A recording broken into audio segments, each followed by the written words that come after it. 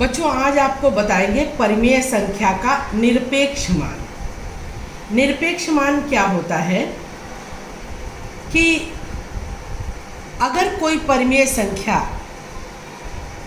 ऋण में दिया हो या प्लस में दिया हो और उसको हम मॉड के अंदर रखें, यानी यदि हम यहाँ प्लस माइनस ए रख रहे हैं तो इसका निरपेक्ष मान केवल पॉजिटिव होता है और वही संख्यात्मक मान होता है।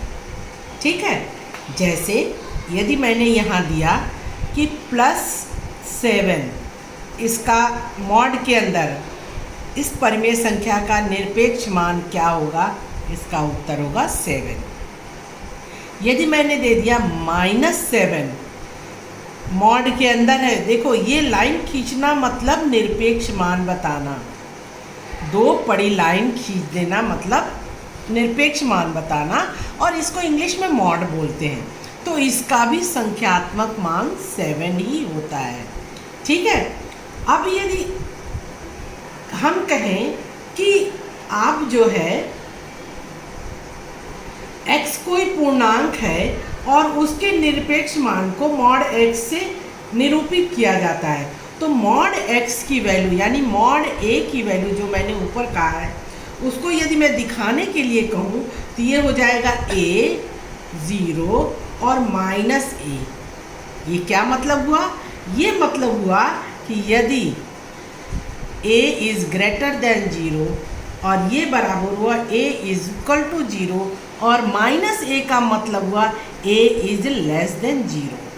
ठीक है, इसका मतलब ये हुआ ये निरपेक्ष का मान का कि अगर 0 है तो 0 के बराबर, प्लस है तो 0 से बड़ा, और माइनस है तो इसका मतलब ये 0 से छोटा होगा।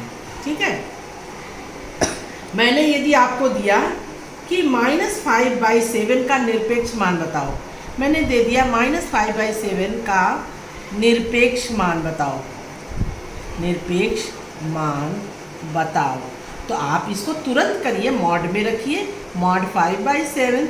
आपके बुक में ऐसा नहीं दिया होगा लेकिन आपको ऐसे ही दिखाना है, मॉड -5/7 इज इक्वल टू 5/7। ठीक है, ये आपकी निरपेक्ष वैल्यू हुई। अब यदि आपको इस तरह के कोई संख्या दी जा रही है, जैसे मैंने आपको दे दिया, ये निरपेक्ष मान तो आप समझ गए हैं, इसको आप मुझे बताना नहीं है। हाँ, कभी कभी ऐसा दिया जाएगा मॉड 0, इसका वैल्यू भी 0 होता है, ये ध्यान रखोगे। अब एक चीज़ और, जो नियम है, रूल्स निरपेक्ष मान के, यदि x y दो परिमेय संख्या है, यदि x और y दो परिमेय संख्या है तो इनका जोड़ mod x plus mod y ये हमेशा less than or equal to होगा mod x plus mod y के। ठीक है, यदि mod x into mod y है, चाहे प्लस हो या माइनस हो, तो ये हमेशा बराबर होगा mod x into mod y के। ये ध्यान रखोगे नियम। यदि mod x is divided by y है तो ये बराबर हमेशा होगा mod x divided by mod y।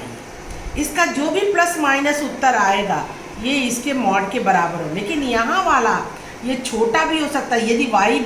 यदि x माइनस में हो, y प्लस में हो, तो जो इसका उत्तर माइनस में आएगा वो छोटा हो जाएगा, जो इसका उत्तर प्लस में आएगा वो इसके बराबर हो जाएगा। तो ये ध्यान रखोगे, ये तीनों नियम आपको अच्छी तरह से याद होना चाहिए। इस पर हम आपको सवाल लगा के बताते हैं। जैसे आपको यदि x बराबर दिया है -4/5 एंड y बराबर दिया है 3/7, तो इसका निरपेक्ष मान ज्ञात करो, mod x plus mod y का मान निकालना है आपको। कैसे निकालेंगे? अब आप रखेंगे यहाँ mod x -4/5 plus mod y 3/7, और ये बराबर हो जाएगा, एलसीएम आप लेंगे तो वो आप जानते हैं कि ये दोनों अलग अलग है, तो इनका एलसीएम 35 होगा।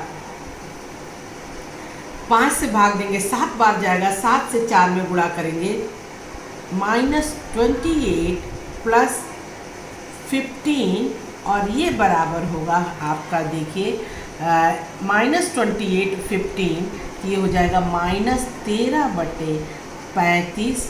और आप जानते हैं कि चूँकि मॉड लगा है तो ये हमेशा प्लस में उत्तर आएगा, तो ये उत्तर हो जाएगा 13/35। ये हमारा आंसर होगा।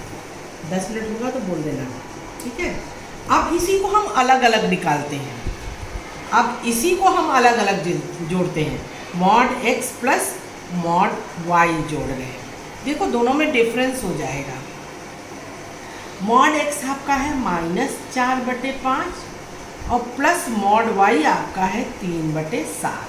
अब ये आप मॉड अलग अलग करके तब जोड़ पाएंगे, अब इसमें एलसीएम नहीं लेगा, तो अब ये माइनस का ये प्लस हो जाएगा 4/5 और प्लस का प्लस ही रहेगा 3/7। इसका एलसीएम 35 हुआ, ये 28 हो गया और प्लस ये 15 हो गया। जब ये जोड़ेंगे तो ये हो जाएगा 43/35। देखो दोनों आंसर में डिफरेंस हो गया, ये 13/35 हुआ, ये 43/35 हुआ। तो जो ये नियम है आपका अधिक हो जाएगा या बराबर होगा, तो ये ध्यान रखोगे, अधिक हो जाएगा या बराबर होगा। तो इस तरीके से निरपेक्ष मान पर अभी आप सवाल जो है क्वेश्चन नंबर 1H का पहला, दूसरा और तीसरा करेंगे, फिर हम आपको आगे का बताएंगे।